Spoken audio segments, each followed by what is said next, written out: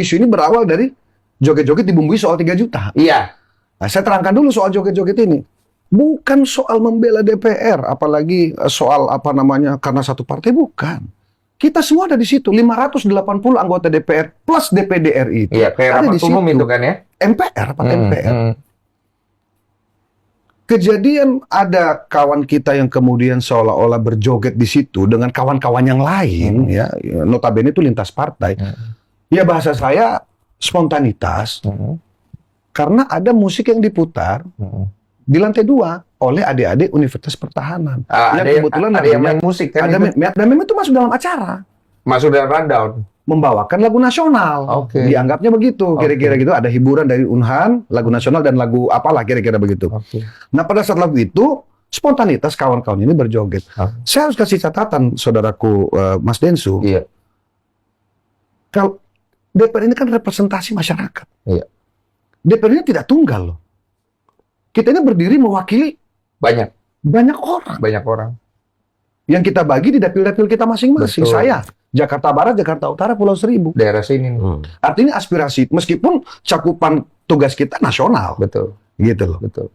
Nah, yang saya ingin sampaikan gini. Apa salah kalau kemudian representasi masyarakat, dalam hal ini teman-teman DPR, bergembira karena pidato kenegaraan Bapak Prabowo Subianto sangat paripurna. Sangat paripurna. Apa isinya pidatonya? 10 bulan kinerja beliau, semua luar biasa. Beliau bicara tentang soal hilirisasi, Pak. Ya. Hari ini kita tahu, Bang Densu, rata-rata kalau kita bicara potensi ekonomi selalu mulainya dari kota. Nah, melalui hilirisasi pangan, melalui koperasi, artinya ada potensi ekonomi yang terbangun, tumbuh di pojok-pojok desa. Iya, betul. Tumbuh di kampung-kampung. Gitu loh. Selama ini dalam tanda petik terpinggirkan. Gitu loh. Selama ini terabaikan. Betul. Semua kita bicara ekonomi pusatnya di kota. Itu yang dibicarakan saat itu? Saat itu. Belum lagi soal makanan bergizi gratis. Memang baru 2 juta. Gitu. Baru 2 juta. Gitu. Tapi kan tujuannya kan sampai ke target yang disampaikan oleh Pak Prabowo. Minimal tahun depan misalnya 10 juta.